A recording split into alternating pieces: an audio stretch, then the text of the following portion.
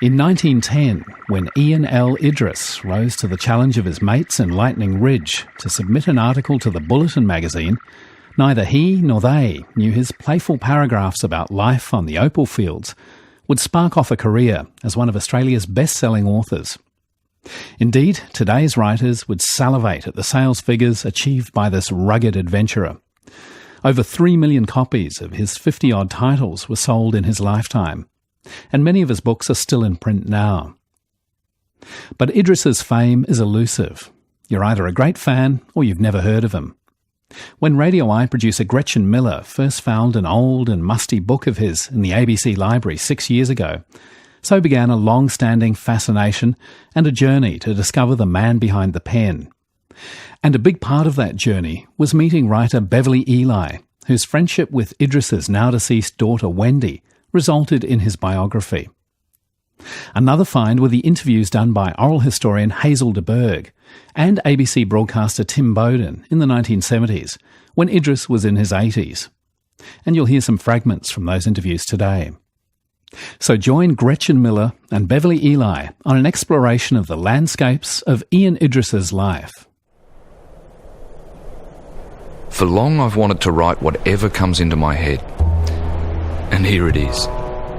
I've written of man, woman and child. Insect and diprotodon, stories, incidents, articles. I've been moved by the mirrored beauty of a lonely Cape York Peninsula river and the sighing breath deep down in some faraway Kimberley gorge. I've written of animals and birds, reptiles and fish that once tickled memory as they crossed my rambling path. As the mood came, I wrote of bush, desert and jungle, of sunlight on the coral sea and the laughter of island boys. It may have been the harshness of the nullarbor or joy in the hearts of men that came to my mind. It may have been anything at all caught in some whiff of memory from the pathway of the years. Here are random scraps from the great scrapbook of life. Ian L. Idriess, The Nor'westers.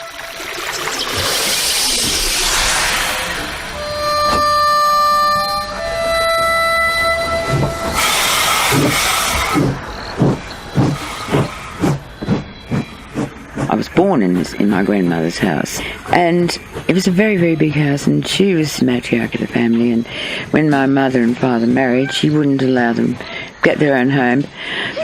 My uncle also had his room, and in his room he had a bookcase, lead-light glass door with locked, and the bookcase was full of these, every Idriess book. He had the lot, and as a kid I wanted to read them, and they used to say, no, they're not for little girls. Little girls don't read that kind of book. And my uncle, Ray, used to say, Ray, oh, come on, just let me have a look. So actually what I got to read of Idriess was very censored. I couldn't read the Desert Column because that was, too gruesome and too horrible.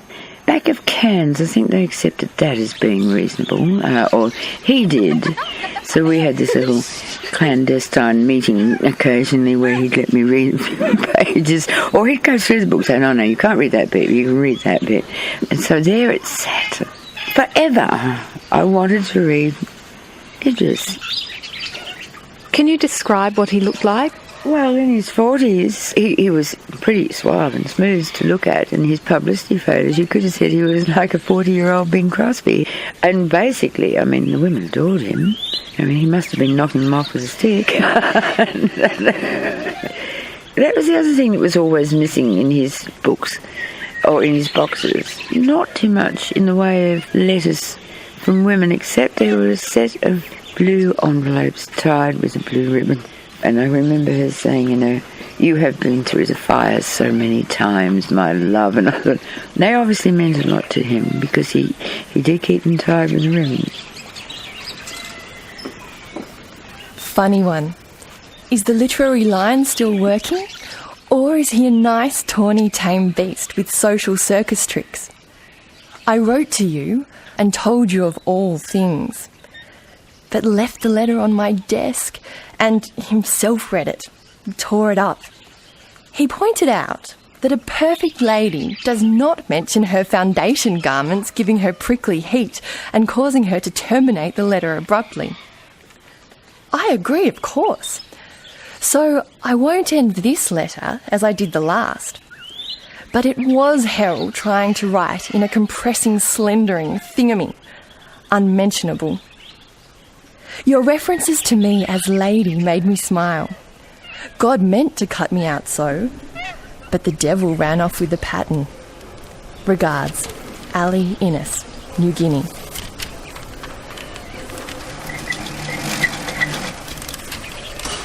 Are you beginning to get a picture? A ladies' man, a romantic, a wanderer, a writer, Australian to his core. Ian, Jack to his mates, Idriess. There were many, many books, more than one a year for 40 years. Bestsellers. Close to 3 million came off the presses during the toughest time for books, you'd think, the Depression. How many millions of words did he write? On jam labels, on a sodden ship's log, on any old scrap of paper that washed up. Writing paragraphs of the bulletin was great training. Well, writing paragraphs for the bulletin was great training. I was a kid. I was fossicking then. I'd carried my swag to Lightning Ridge, and there my mate, he was a bonzer chap. Of all the persons in the world, he was a lawyer, a solicitor, and he'd been sent up there for his family's good, for Sydney's good, as he said, because he was always getting on the tank, you see. Well, old Tom Peel, he took quite a fancy to me, and thought I could write. That's because of these bulletin things. He said, "You can go a lot further than that. You'll be an author one of these days." So I laughed. Anyway, he kept at me and he kept at me, and he got at me ego. I said, "Oh, well then, I'll write articles first, and then I'll start writing books." He says, you couldn't write so-and-so. He says, you couldn't write so-and-so. Then he started scorning me sort of thing, which is exactly how a little freckled girl got me to write the desert column. Every bloody word under fire. Man's got an awful powerful ego, you know, even if he's only a bit of a tom thumb and worth about 30 bob a week, he's still got an ego if you can scratch it. An ego. Well, anyway, and dreams. Big ones. Water piped to the centre of the continent all the way from the Sepik in New Guinea. A machine gun before someone else got there first. But there's something about him. Try to pin him down and he slips behind a tree in his bushies outfit. His writing style is so dated, purple even. His attitudes too. We share very little in common, and he'd have disdained me for sure. A woman. He might have flirted. But I keep reading because I'm compelled. It's been 3 years to this point, and I can't put him down. Each time I turn a page, I think, we're getting there. I'll know who he is in a minute. Though I'm really not sure why I care.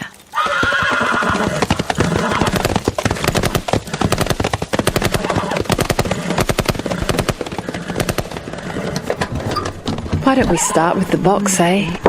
My little box of goodies. This one. Can you describe what was I can tell here? you what that is.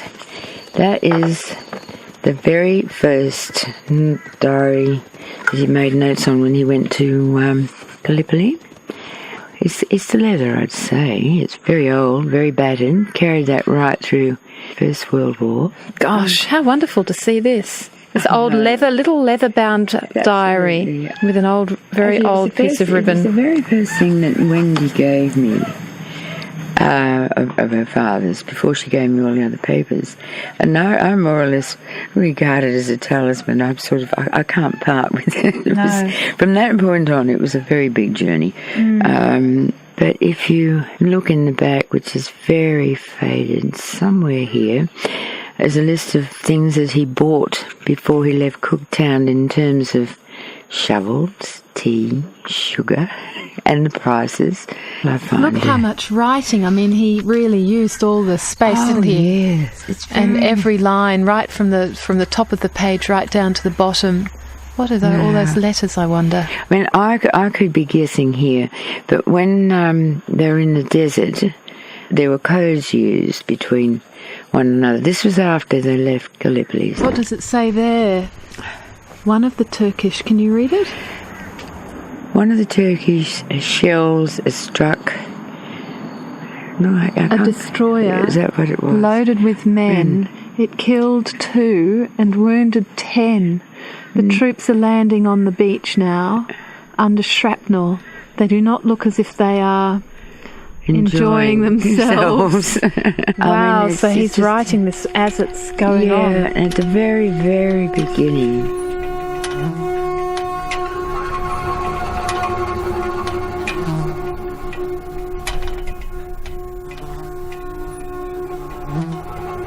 Some are rotting without either shape or form.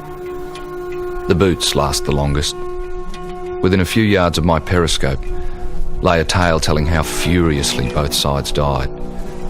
The Australian's bayonet is sticking, rusty and black, 6 inches through the Turk's back. One hand is gripping the Turk's throat, while even now you can see the Turk's teeth fastened through what was the boy's wrist. The Turk's bayonet is jammed through the boy's stomach, and one hand is clenched, claw-like, across the Australian's face. I wonder, will they fight if there's an afterworld? The desert column.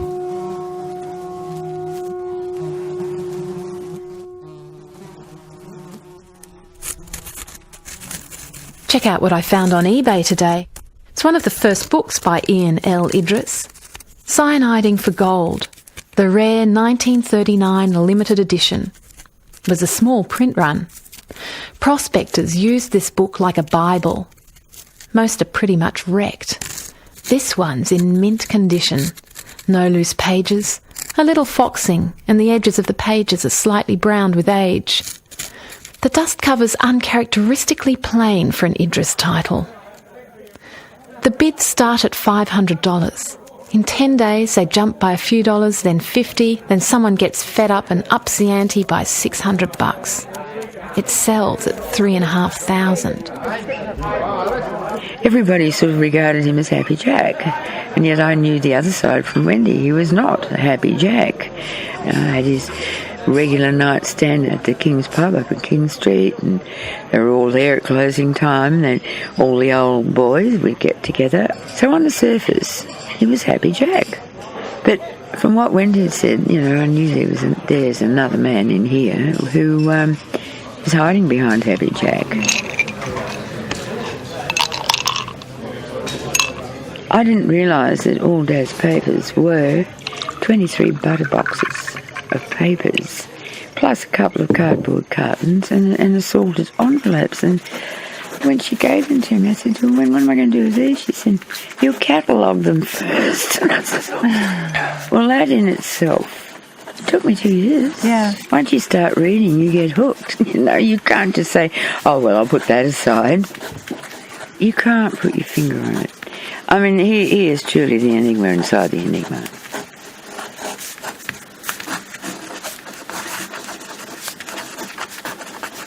Open the covers of an Idriess and you might find the mysteries of the lives of savages revealed. Spiritualism and alien visitations, tales of deprivation, determination, hardship, mateship, precious rock below ground, boundless country above it, and beyond that, a relentlessly rugged and romantic individuality. I ask around, who's heard of him? No one I know. Then someone says their grandmother's holiday shack on the coast had a few books. Smelling of the sea. Leery covers to the last. Someone else says, didn't every ordinary Aussie own at least one Idriess in the mid-years of last century? He certainly wasn't an academics man. More like the serials at the flicks. An episode a year from the life of Jack on your bookshelves. Then I find he's got a biographer, Beverly Eli. I start to get really curious, but I can't buy the book for less than $100. It's just a paperback. Who is this guy? I get the biography ordered in from another library. I give Beverly a call. What kind of little boy do you think he was? Much like the man, I suspect. Quite possibly, yeah, in that matter of curiosity. When he talks about growing up in Lismore and Grafton, the Aborigines were still prevalent. I used to love to watch them at night with their fire sticks and things. Great curiosity, the cedar pirates and cedar traders up and down the coast. That always fascinated him. I think as a little boy you see much the man, that sort of emphasis on the bush and on nature. And then, of course, he did travel around with his father, who was always a sheriff, from one place to the next. I guess, the itchy feet started when he was a kid. There was nothing to sort of nail him down in one place. Let's talk a little bit about Julia. What happened with Julia and him? He was the eldest, and he got to actually help her with his sisters as they came along. I think there was an enormous trust between them, and not only just mother love for a son or a son for a mother.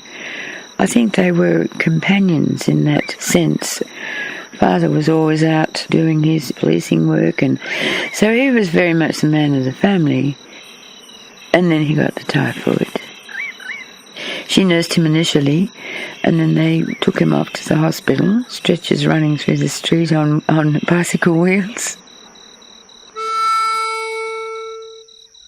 The convalescent ward was a paradise through which demon hunger stalked. A convalescing typhoid patient famishes for food and food and food. It was a terrible hunger. Dad came when I was convalescing. Visiting days were paradise, with long, lonely intervals between. I was surprised that Mother didn't come. But Dad explained that she dare not come yet a while for fear of taking back germs to my little sisters. Well, I grew stronger and yet Mother didn't come. I began to get frightened. At last they had to tell me. Mother was dead. She'd caught the fever through nursing me. I tried to die too. Lightning Ridge.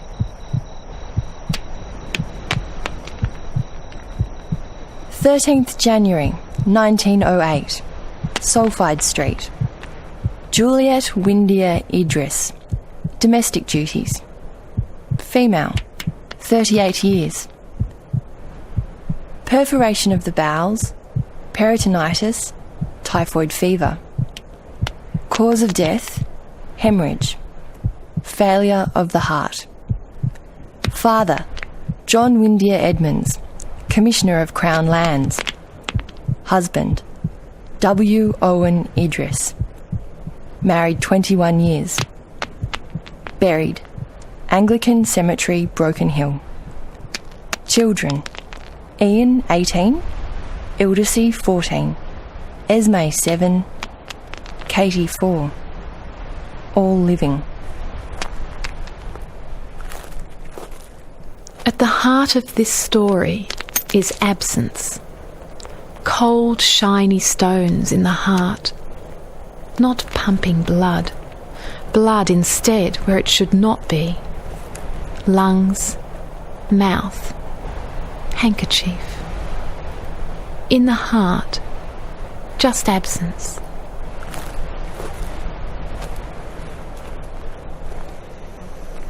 He immediately left and went to Sydney to live with his step-grandparents, John Windia and Kate Windia. And he didn't stay there very long. He took off on the steamers, and I think it was a coal steamer coming out of Newcastle to Sydney, up and down the coast. And then from that point on, he decided that he would go in the bush and get apprenticed on a station or something. And in those days they were not paid terribly well. They were lucky if they got paid. You were in fact almost owned.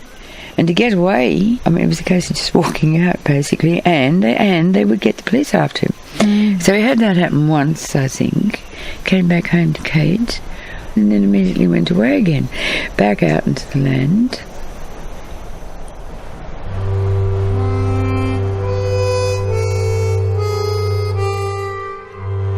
We'd stroll down. It was thrilling to get a glimpse of the stones. Beautiful things. Then we'd drift back to camp with feverish dreams of bottoming on stones like those. One particular evening, 3 mates had bottomed on it. Lovely stuff. All pinpoints of flame and flash of orange and green. The fire and the hurricane lamp were man's own rough light. How immeasurably more beautiful was this light, liberated from these dull stones. The light in these stones would never go out. Nature had imprisoned it there in utter darkness millions of years ago, and now it blazed in glory. Hundreds of pounds worth of gems lay there, possibly thousands, and how many more lay still buried down in the just bottom shaft? No wonder our nights were dreams of magic stones of fire and orange, of hoards of opals dug from the heart of the earth. Lightning Ridge.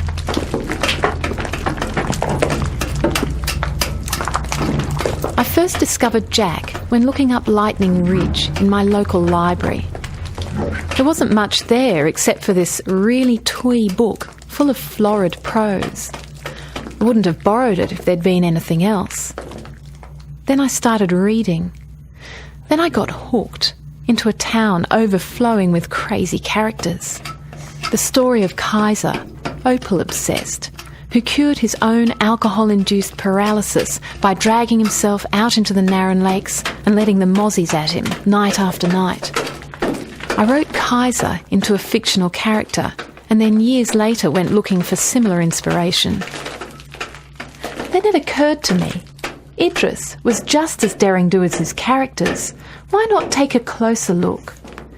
By chance, a colleague happened on a rare gem in the ABC archives, a recording of Idriess encouraging the troops in January 1942, with promises of work aplenty on their return, on a pet project of his. Hello, boys, and cheerio. Folk in Australia are trying to plan jobs for you on your return, and radio newsreelers asked me for my suggestion. Well, it is that we turn the wastewaters of our eastern coast back into the dry interior. Now, you boys from Brisbane to Cairns know of the sea of fresh water which wastes into the ocean every wet season. This is the water which by tunnel or pump should be turned back over the Great Dividing Range. It would then flow down the Cooper, the Warrego and Paroo. No longer then need the crows from Bedourie fly backwards to keep the dust out of their eyes, nor need the Birdsville lads blow a dust storm every time they sneeze. From the border country, the 3 old man rivers, the Cooper, Diamantina and Georgina, would then flow on inland into the north of South Australia and fill the Great Salt Lakes. It is a tremendous job, but it can be done, and it would save us all from depression.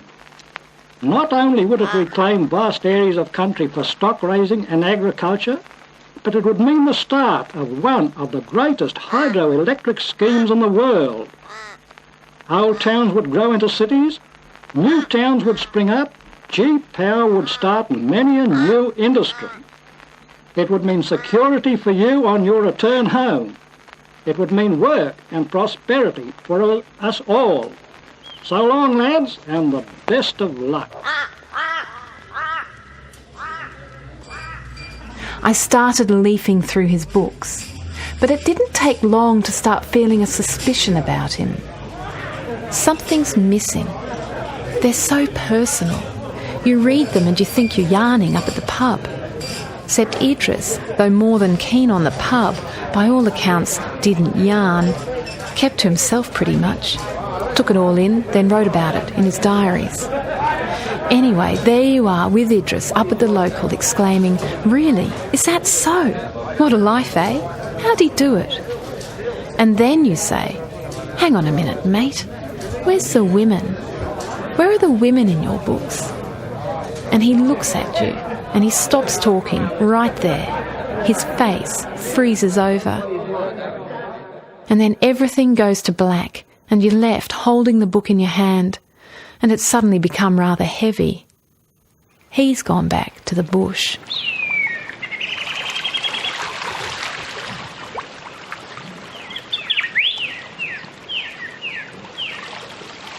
Oh, he was a bonza chap, Dick. He was a bonza chap, Dick. He was a Cooktown boy. And the boys there, they were all friends with the Aboriginal boys. They were a very plentiful population there, and especially across the bay. There was a big mission there that was top part of the peninsula. And an interesting old missionary was in charge of it too. But in the Cooktown side, out towards the tin fields, there was the tribes all the way out and right down to China Camp and right away down into the south. Well, those boys with Dick and all the other Cooktown boys used to go trapping things and chasing things, and that's where I first learned how to track an ant. Yes, you can track an ant if you know how, and you can track him right to his home. You can track a cricket, a tiny little lizard. They leave a track as plain as a bloody 20-foot crocodile leaves. Well, in proportion, but it's plain. Oh, yeah, all sorts of insects, funny little things in the wet sand, and especially down the tides by the Endeavour River where old Captain Cook anchored for a while. Oh, it's covered with millions and millions of tracks of things. These little nigger boys would teach us. They knew what everything was.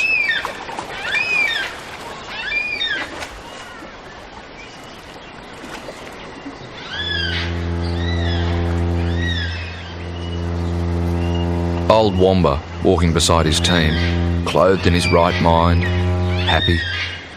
He was going home, to little Lucy, and to old Mungutty. He chuckled and the birds sang with him. When at long last Wamba dragged himself back to the homestead, he saw Mungutty running from afar. She was screaming at him in high-pitched Aboriginal. He knew the tidings of woe only too well. Mungutty was sorry. She had torn the dress of civilization from her body, had smashed a bottle and gashed her head and face, a dreadful sight, had thrown ashes of the fire into the ghastly wounds. With outstretched arms, she came screaming to him, threw herself at his feet, clawing the earth, wailing strangely in pidgin English.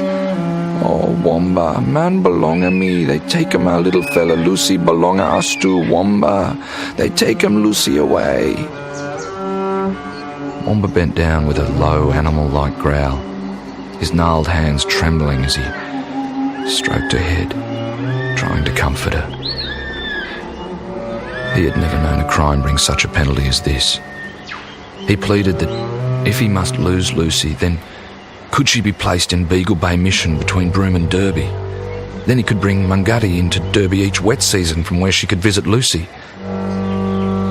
But the Aborigines Department was adamant. The child was to be taken beyond reach of contaminating influence of the parents.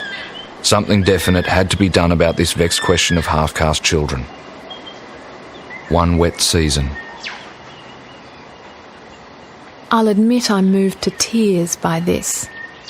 We know the facts of the stolen generation, and in this book, Idriess brings them alive. He was a man of his time, believed the tribes would die out, and he described the Abos, as he called them, as Stone Age. But he moved comfortably with the Indigenous people he came across. He risked spearing in the night as he travelled through the countries of Cape York. He didn't respond aggressively. He understood in a way he was trespassing, accepted the risks, the consequences. He saw them as warriors, defenders of their country, and he respected them as such. And he gave presentations at the Aborigine Royal Commission of 1934. Once any of the white men in my day understood the Abbo's point of view and that different tribes can be entirely different, we got on very well with them. They did try to get us in the night time, and it could have been the death of us. They could have knocked us off one by one. They'd perhaps spear a horse or two of mine every now and again. We knew they'd attempt to if they could, because once we'd passed by, a speared horse would be rattling good tucker for the whole tribe. Then other tribes would be all for us. So where did he go next? He went to New Guinea recruiting for pearl divers, and to the Thursday Islands, travelling with Reverend Macfarlane. He prospected for gold in North Queensland and went to Cairns. He met a girl there. There, or was it Broome later on? Or both, perhaps. Do you remember one night when you were there what you did? Well, there's some nights I remember what I did, a lot I don't. What did you do? I don't remember which one. I don't remember which one you mean in particular. Well, the settlements there at the mouth of the river had always interested me. Like people in the islands, there were the Malays and Chinese and island girls, and believe me, they're lovely island girls. They were fascinating people to me, and they're so friendly.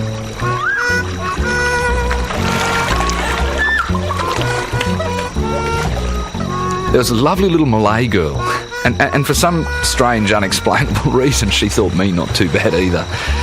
There was beautiful shady coconut palms with glorious shadows and the stars coming through the branches up above, and there was me telling such a wonderful story. I really believed it myself. It was so wonderful and so good, and the bloody angry Malay father with a huge Chris, and there was me going for the lick of my life. There's a whole story in that, if you can picture this.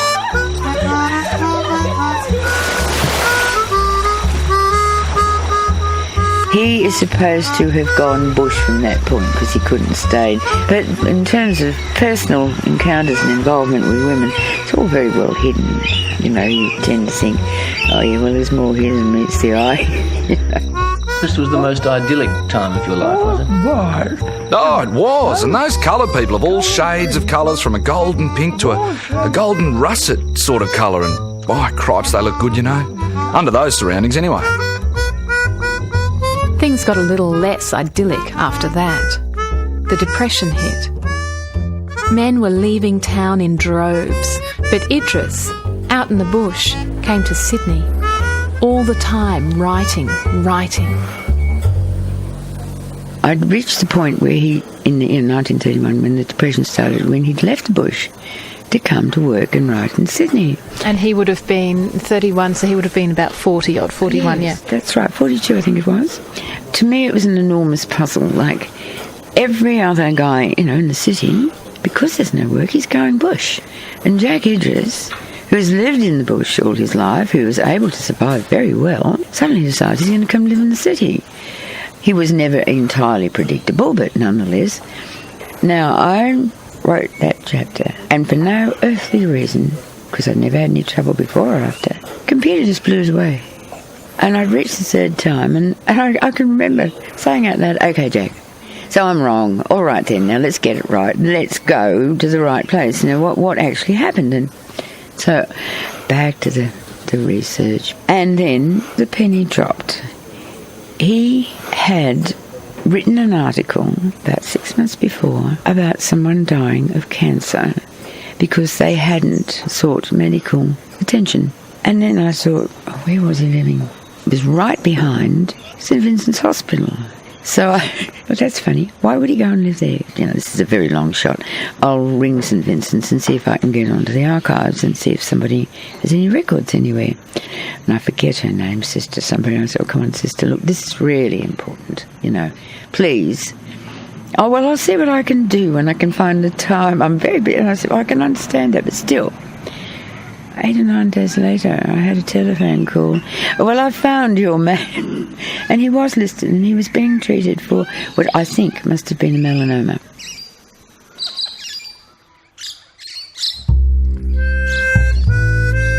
Another girl, much more suitable than the Malay and her crazy father, spinning around in the middle of Paddington Town Hall. Taffeta and lavender, the grand gala night, June 4, 1931. Or maybe 1932. Story's still hazy. She's a dead spit of Julia anyway. Etta Gibson, just beautiful. Men dropping like flies all around. He walks up to her. As he approaches, some process of osmosis occurs. She knows everything about him, and he about her. He holds out his hand. She takes it. That's how it should have happened. Actually, he had to win her over. Bushman's all-weather coat, a broad hat. Not her type, not at all. Maybe he just sees her at the ball, and it takes him a year of wooing to convince her.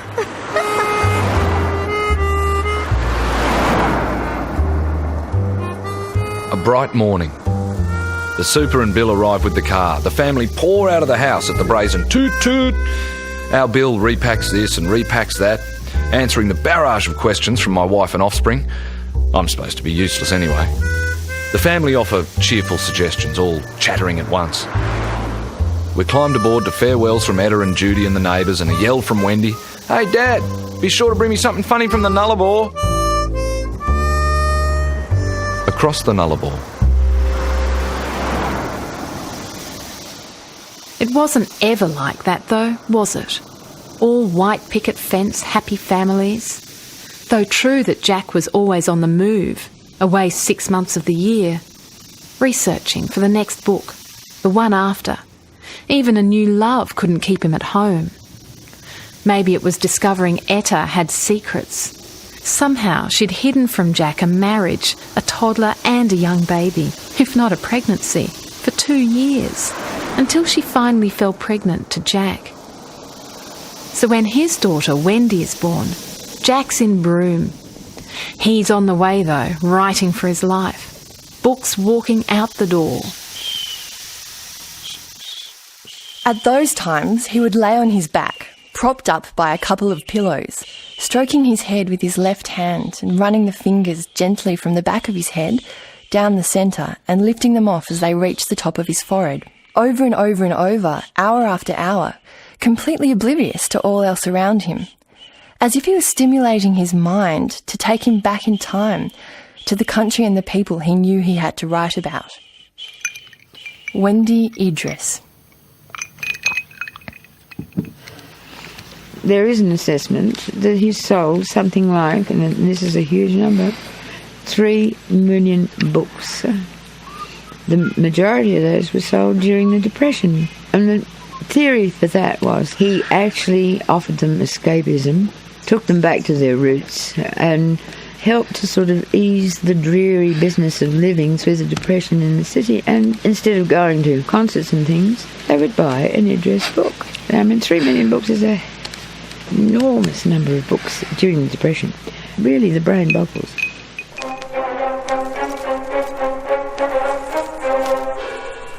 The majority of the gougers only knew him as an Austrian count who had done something or other and was now an opal gouger.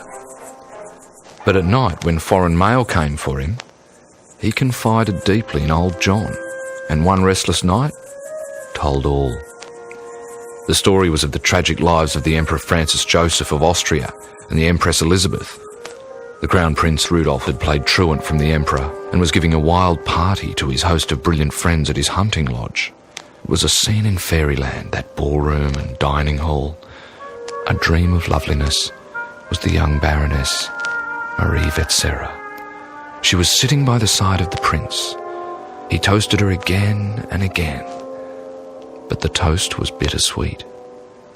Among the guests was a young aristocrat, madly in love with the girl, and the prince knew it. At last, the young lover rose from the table and hurried from the room, mad with jealousy.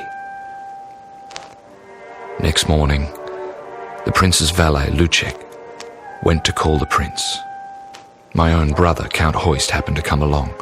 They tried to wake the prince, in vain. "Step back," ordered my brother, "then spring forward with me and crash our shoulders against the door." They did so. The Crown Prince was there, half sitting. A revolver had fallen from his hand. Marie Vetsera was lying there.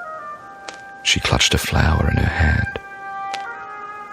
Both were shot through the head. "And the verdict?" asked old John softly. "Suicide," murmured the Count. "But what happened to the lover?" "He was never seen again," answered the Count, evasively. Lightning Ridge. You know, you've got to say to yourself, did he make this up? But the truth is, he didn't have access to that kind of material to make it up. And all the facts fitted nicely. Had he been somebody, he was educated, but he was not an academic, so he wouldn't have known anything about that. There are just so many things you could say, did he make it up? But if you do your research, you say, he could not have done it. He did meet these people. They were there, which leads you to believe that the whole country was teeming with characters. Truly crazy people.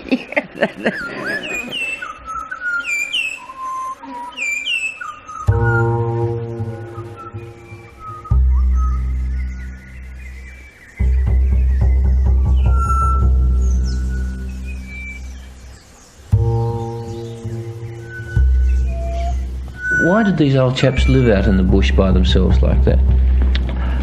Well, I think it was more a mental thing. I think it was more a mental thing. They thought that they could learn things some of the time. They really thought if they sat out there at night time, especially on moonlit nights, they could learn things coming to them from the stars. And mind, there might be something in it. As I grow older and older and think about all these waves, countless waves and pulsations and things they're finding in the air with these modern instruments, well, in this room, there's countless pulsations and vibrations and all sorts of things going on. So what these old blokes reckon, they could make their mind a dynamo or something or other that'd track what they wanted to learn. So they could get in touch with the vibrations, that it would react in the mind, sort of thing.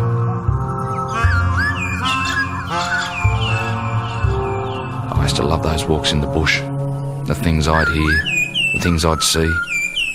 I could hear the trees talking. I really could.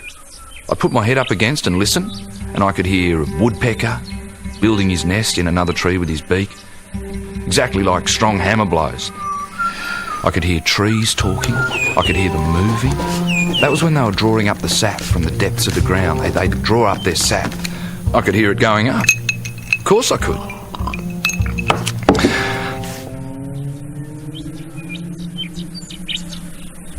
Now, alcohol. I think Jack had always, it started in the bush, it went through the war. I think he had been a fairly heavy drinker. And apparently he could be an extraordinarily happy drunk, but if he had been on the whiskey, Wendy said it was shocking. He would get very crass, coarse, common, abusive. And she said, I always knew when he was on the whiskey, she said, from the way he put his key in the front door, she said, you could tell. He really was a Jekyll and Hyde too. Street angel, house devil. He used to play merry hell in the house, apparently. In what way was he unpleasant? It's the sort of thing, taking young Judy out, who was petrified of the water, to one of the lakes in East Lakes Golf Course, swam out with her, the line in the middle, swam off and left her. Told her she couldn't swim, she could stay there and then die there. Well, she couldn't swim. And she was quite young, she was only about 5 or 6 or something. And he just walked away, left her there. Now, you could say that's one sure way to get the kid to swim, but with a child that young, it's a very cruel thing to do because she's isolated in a sheet of water. Just walked away and left her. Wendy said that was pretty indicative of the way he was. That sink or swim attitude, you're on your own. He could be extraordinarily hard, yes. But that's not the way the public saw him, of course.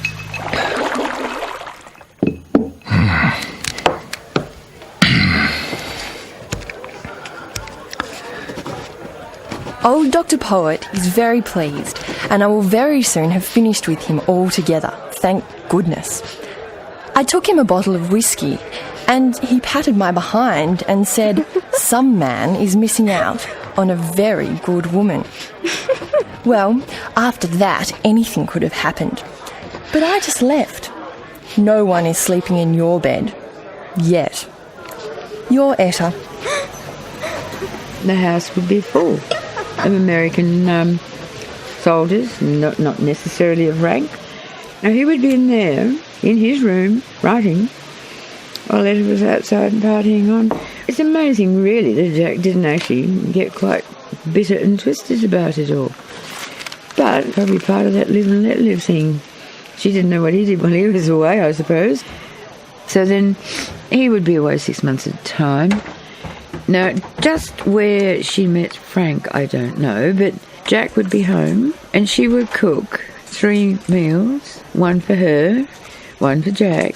And she would take her meal and Frank's meal, and he would be waiting on the corner in his truck, and she would eat her meal at night down the corner with Frank. I mean, How long had she been with Jack? Oh, I think we're looking about 18 years. It was a long time. She was 20 years older than Frank. He was absolutely besotted by the woman. She must have had something. I would say it continued for 8 years. And he built a house at Sutherland, Frank did. And she went to live at Sutherland with him. And she would come back on a Wednesday, and she would go and do the shopping for him and clean the house. And then Saturday, both she and Frank would come back to Jack, and they'd all go to the races together. Frank was happy with the arrangement. He was happy. He liked Jack. Jack liked him.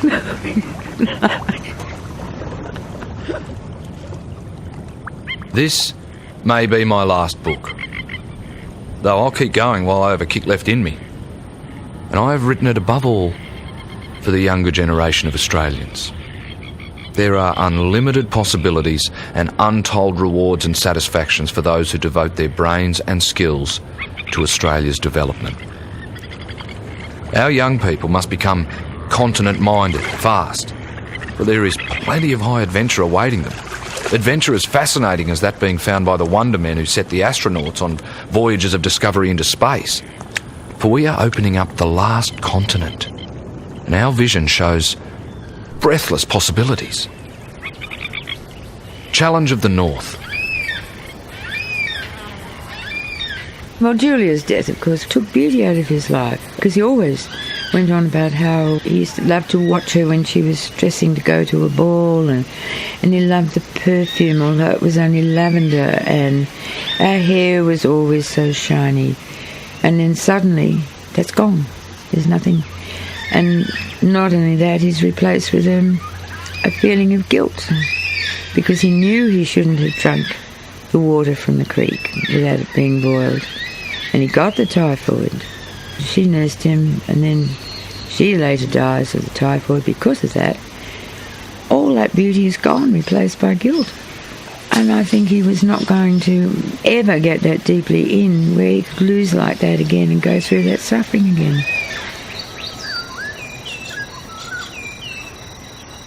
He did a lot of interviews towards the end.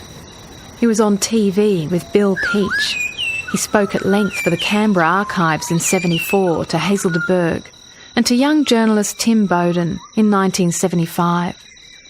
You can imagine my excitement when I discovered those and received the tapes in the mail, and my disappointment when I heard his elderly voice and it was almost unintelligible, especially for radio broadcast. Typical Idriess. You think you've caught him, and you just haven't. So what is it that makes a man whose last days were spent drinking sweet sherry and milk sustain such a cult following on eBay today, in the second-hand bookshops too, accompanied by a quiet pride and a sense of ownership from the buyers? The romance is irresistible, it's true, but I think it's the inspiration that you feel, the sheer wonder and incredibility of Jack's world around us, the possibilities. Back when he was in full swing, he inspired Australians to look at themselves differently. Look in the mirror of an Idriess book and you find not yourself, a humble reader, but a hero inside. Gougers saw themselves chipping away at barren rock at the moment of the lucky strike. Farmers saw paddocks of green stretching to the horizon. Cattle duffers owned property and picket fences. The worst failure in the world sees he's got a chance if he just up sticks one more time and move on to a fresh start. But I'm beginning to think that Idriess was so relentlessly optimistic because if he didn't keep gunning for life and all its wonders, then death would move in and overwhelm everything. He kept on writing because the words kept death and loss at bay. We really don't know the man because there's nothing of the man. It's only what he did and what he achieved and not what he thought, felt and was. And you can't say, oh yeah, well I've got a handle on you, I know what you are. It is like it's a smokescreen. It's all there. Everywhere you turn, like, who is this man, you know? We know who he is. We know what he's done, but we don't know where he lives. Who lives in there? I think, you know, you'd have to say Jack, he was an isolationist, a separatist, and a watcher. He was very happy with his own company. He probably fitted in quite well with the boys because he did boys' things, and they all did. I often wonder if he actually saw himself as part of the human race. Everybody, I understand what they're doing, I see what they're doing, I know what they're doing, but I'm not part of that.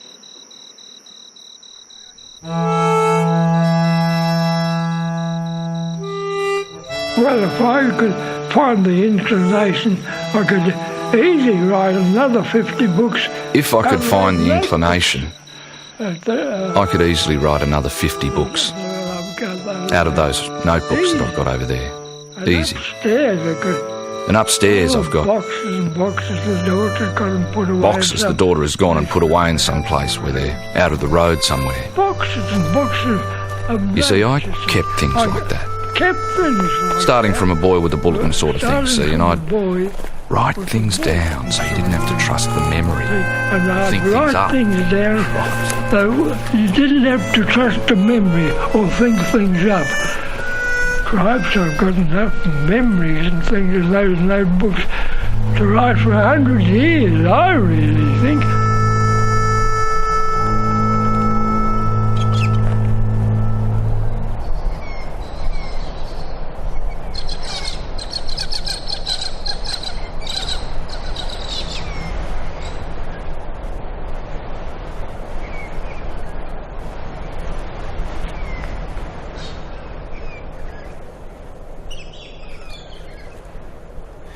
That was Jack, by producer Gretchen Miller, and you heard the voices of Ian Idriess, Beverly Eli, Hazel de Berg and Tim Bowden.